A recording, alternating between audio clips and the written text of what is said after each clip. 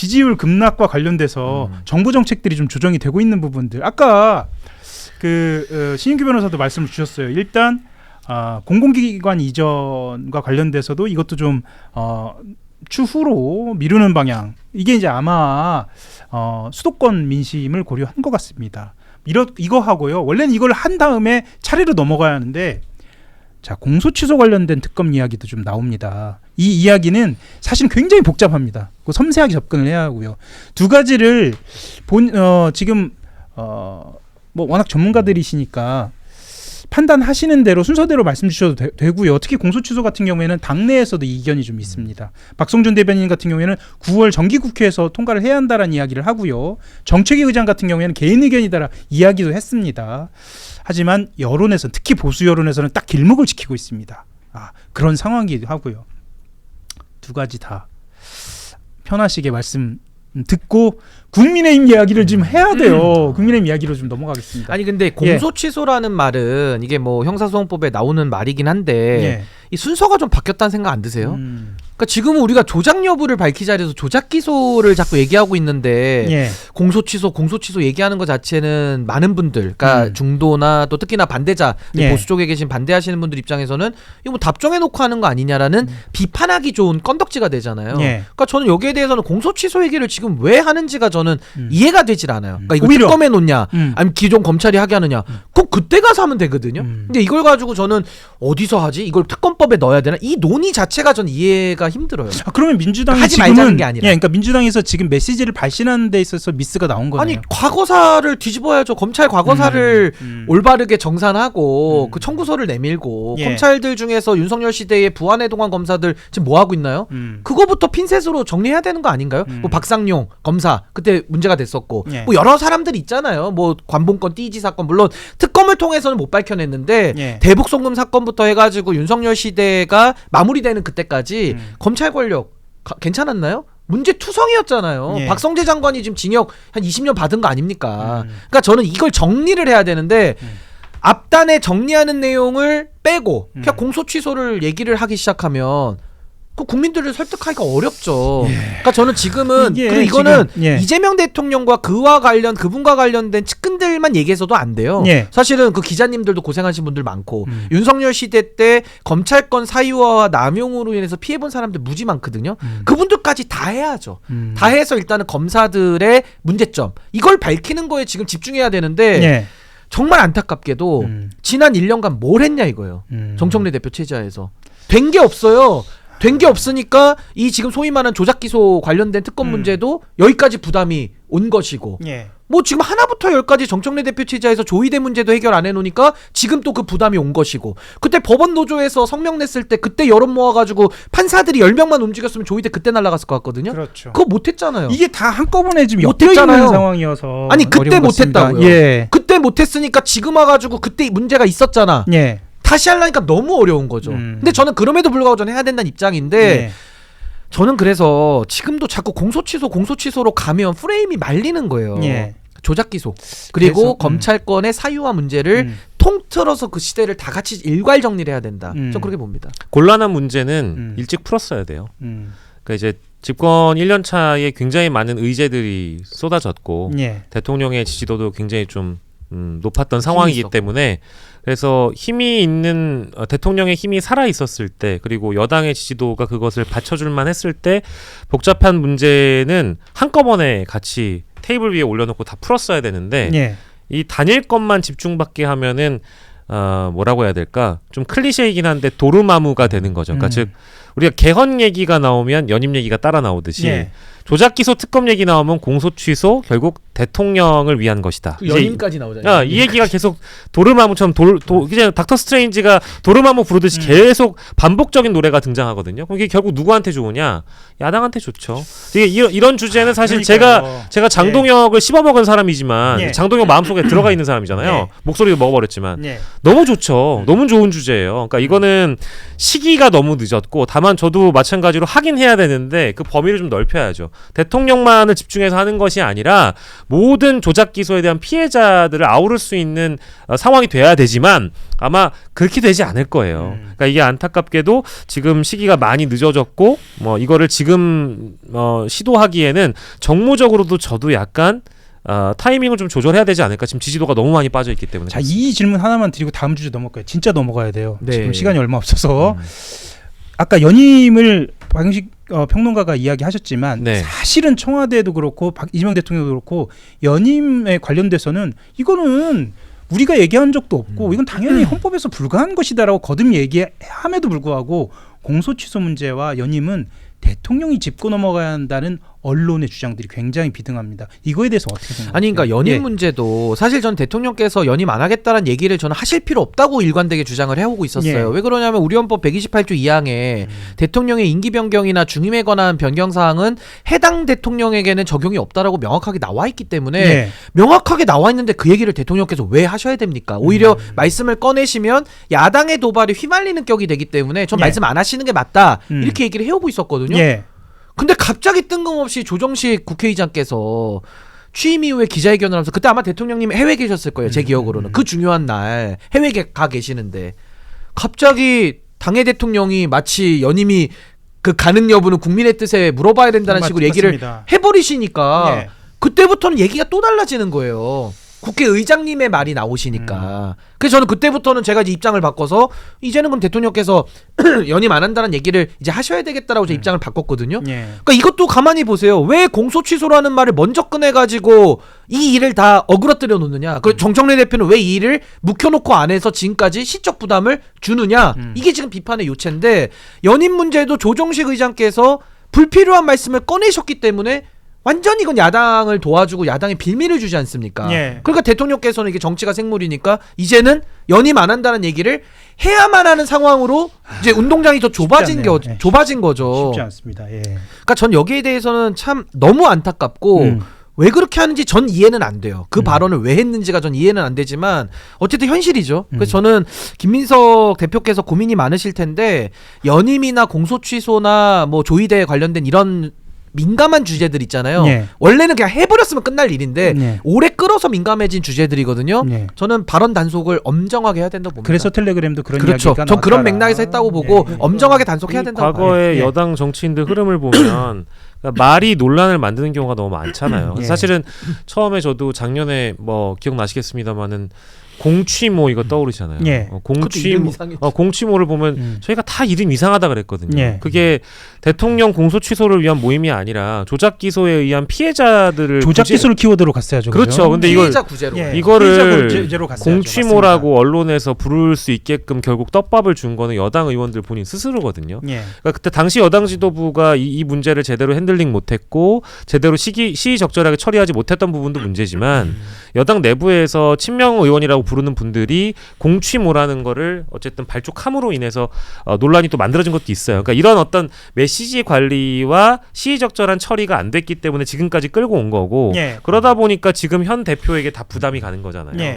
현 대표가 발언 신중하라는 얘기까지 해야 되겠습니까? 그러니까 결국에는 이거는 자업자득인 꼴이 됐는데 정무적인 판단이 필요하다고 생각해요. 그러니까 텔레그램에서 대표가 이런 식으로 메시지를 내는 것은 또 이례적인 일이어서 언론이 집중한 것 같고요. 시간이 얼마 안 남았습니다만 아까 장동혁 대표를 빙의해도 남겠다라고 말씀하신 박영식 평론가 이야기도 좀 듣고 싶어서 장동혁 대표 이야기 안 할 수 없어요. 사실은 국민의힘이 어떻게 자리를 잡느냐가 지금 정치권에도 굉장히 초미의 관심사이기도 하고요. 어제 이제 장동혁 대표 취임 1주년 맞았습니다. 이렇게 얘기했습니다. 시도당 위원장, 당협위원장 설출 등의 당원이 직접 참여하도록 해 당원 주권을 더욱 확대해 나가도록 하겠다. 물론 싸우는 세력, 싸우는 정치인들을 발굴해서 함께 가겠다라는 것을 일성으로 냈지만 그 다음은 사실은 당원 직선제에 어떤 의지를 밝히느냐가 언론의 관심사였습니다. 어제 1주년 어떻게 지켜보셨는지 궁금합니다.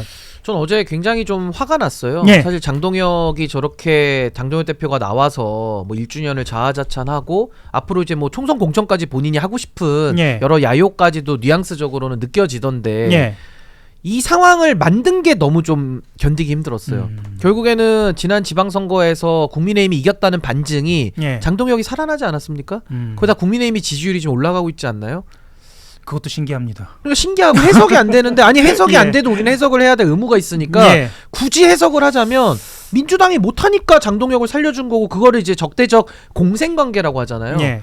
그러니까 저는 그 부분이 어제 또 떠오르면서 굉장히 좀 하루 종일 좀 그랬고 그럼 지금부터 어떻게 해야 되느냐? 예. 이제 김민석 대표 체제가 됐잖아요. 예. 민주당이 압도적으로 잘해야죠. 그럼 저는 장동혁 대표는 설 공간이 더 좁아진다고 봐요. 실력으로 보여주면 여러 가지가 변화할 그러니까 수 적대적 있겠다. 공생관계가 이미 깨지고 있죠. 예. 김민석 대표가 이제 들어왔기 때문에. 그래서 저는 어제까지는 제가 기분이 좀 음침하고 좀 우울했지만 앞으로는 그래도 제가 기대를 해요. 그래서 예. 김민석 대표 체제에서 압도적으로 잘해서 이재명 정부를 성공으로 이끌 역사적 전 사명이 있다고 보고요. 예. 그렇게 간다 그러면 전 장동혁 대표는 설 공간이 더 없다. 왜냐하면 장동혁 대표가 뭐 기독교인이라고 하니까 저 이번 주에 아마 감사원금 낼 것 같아요. 예. 1년을 지켜주셔서 감사합니다. 감사원금 낼 것 같고 두 번째 감사를 누구에게 하겠습니까? 저 정청래 대표한테 감사한다고 생각해요. 그러니까 전당대회 기간에서도 뉴 정청래라고 해가지고 서정욱 변호사 같은 분들이 나와서 다 장동혁 대표 민 거 아닙니까? 사실은 민주당 내에서 굉장히 참담할 일이긴 해요. 아니 근데 이게요 예. 민주당에서 장동혁 예. 대표 체제를 원하는 거랑 비슷한 심리예요. 아. 근데 나라 전체적으로 보면은 예. 어렵죠. 나라는 어려워지죠. 그래서 저는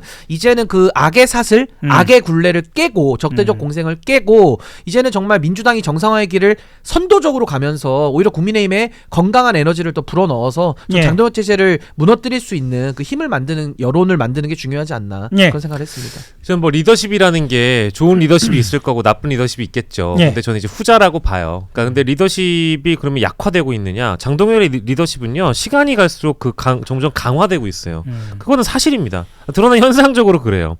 지금 이제 하고 있는 1주년을 맞아서 당원 주권주의를 강화하겠다는 얘기는 마치 우리가 얼마 전에 들었던 당원들에게 어떤 주권을 확대하는 민주당의 전당대회의 어떤 한 축을 보는 그런 그림인데 닮아가는 것 같다는 생각이 들고요. 그래서 더 안타까운 건데 앞으로 장동혁의 국민의힘은 가장 규모가 큰 극우 정당이 될 가능성이 전 매우 높아지고 있다고 생각을 해요. 그래서 연임 가능성까지 이야기가 나오고 그러니까 애초에 예. 반년 전으로 시계만 돌려봐도 예. 장동혁이 연임을 할 수 있을까 갸우뚱했잖아요. 2달 뒤에 그만둔다는 얘기가 예. 또 나왔죠. 선거 직전까지도 후보들이 오세훈 시장이 오지 말라 그랬어요. 오면 예. 표 떨어진다. 근데 지금 이게 어떻게 됐습니까? 아까 신익규 변호사님 말씀하신 대로 지방선거를 쪽박을 찰 줄 알았는데 예. 절반의 승리를 해버린 거예요.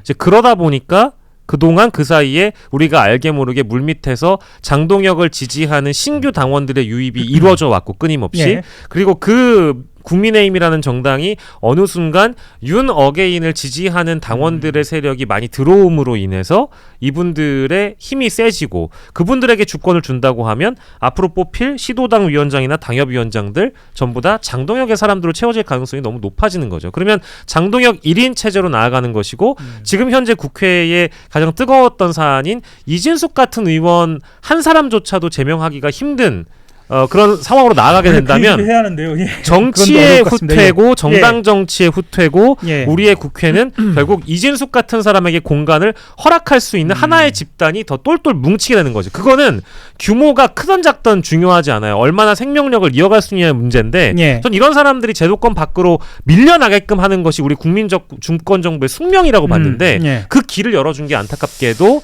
좌청래 우동혁으로 이어졌던 지난 지방선거 그 두 사람의 체제가 지방선거로 인해서 그 결과를 받아들이게 했고 그 결과가 장동혁에게 생명력을 줬다고 보는 겁니다. 자, 좋습니다. 지금 이제 1분 48초가 방금 넘어섰습니다. 원래 약속했던 시간이요. 하지만 이 질문까지는 꼭 해야 할 것 같습니다. 간단하게 질문 드릴게요.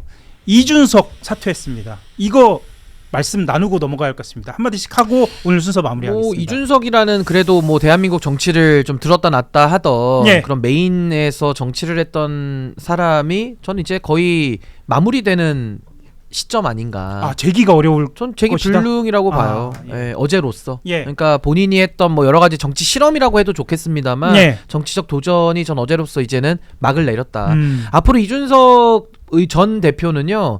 뭐 배지를 더 달든 안 달든 그게 중요하지 않아요. 배지를 더 달아도 의미가 없고 배지를 더 못 달면 그렇게 정치적으로 소멸해 가겠죠. 저는 의미가 없다고 의원의 봅니다. 선수를 늘리는 것으로는 이제는 의미가 없는 없습니다. 상황이 됐다. 또 예. 이인재 의원이 피닉제라 그래가지고 9선인가 8선인가 뭐 7선인가 했잖아요. 예. 이인재 의원 예. 뭐 의미 있나요? 그러니까 그렇게 되는 거죠. 저는 안타깝지만 뭐 안타까운 마음은 그냥 인간적인 안타까움입니다. 어떻게 보면 뭐 어쨌든 본인도 제가 전혀 동의하지 않는 노선이지만 열심히는 해왔을 거 아니에요. 예. 근데 그 정치 실험이 이제는 막을 내리는 거죠. 말씀 듣고 전 짧게 할게요. 예. 이준석 의원 스스로 돌아볼 시간이라고 생각합니다. 이미 돌아볼 수 있었다라고 하면 이 지경까지 안 됐겠지만 왜 그동안 많은 사람들이 그의 주변을 다 떠나갔었는지. 그러니까 이게 중요한 게 이준석이 좋아서 와서 이준석이 필요해서 왔던 사람들이 다 떠나가잖아요. 예. 혹은 그런 사람들과 갈등과 반목을 빚잖아요. 그거 왜 그럴까요? 아까 얘기했던 그 리더십이라는 게 좋은 리더십이 있고 나쁜 리더십이 있는데 이것도 예. 후자인 겁니다. 예. 근데 본인 스스로 그걸 인지하지 못하고 깨닫기 싫어한다? 현실 외면하는 거죠. 현실 부정하는 거죠. 이런 정치인들이 크게 되는 거 못 봤습니다. 안타깝게도 지난 대선에서 그래도 그 나이에 그 연배 그 경험에 굉장히 많은 득표를 저는 개인적으로 했다고 봐요. 예. 뭐 실패한 정치는 아니라고 봅니다. 근데 대선 이후에 지방선거 이후에 여전히 이준석 오히려, 다움 같은 건 살리지 못하고 예. 결과로서 보여주지 못했잖아요. 예. 그러면 당연히 리더십의 위기가 오는 거거든요. 근데 그 리더십의 위기를 좋은 방향으로 이제 전환시켜서 끌어내려고 하지 않았고 그저 그 내부에 있는 사람들과 갈등과 반목 분열을 이어갔다라는 건 이 리더십의 한계가 왔다는 거죠. 근데 제가 예. 이준석 대표가 이 방송을 보고 예. 야 신인규 네가 뭔데 날 끝났다고 해 라고 반발할 수도 있어서 한 말씀만 더 드리면 예. 어제 그 기자회견문도 보세요. 남 탓. 결국 당대표가 책임이 그 안에 어디 들어가 있어요? 말은 책임이라 쓰는데 예. 결국 내가 제안했는데 당 구성원들 니들이 안 받았으니까 나 갈 거야. 이 무책임이죠. 그러니까 우리가 그랬잖아요.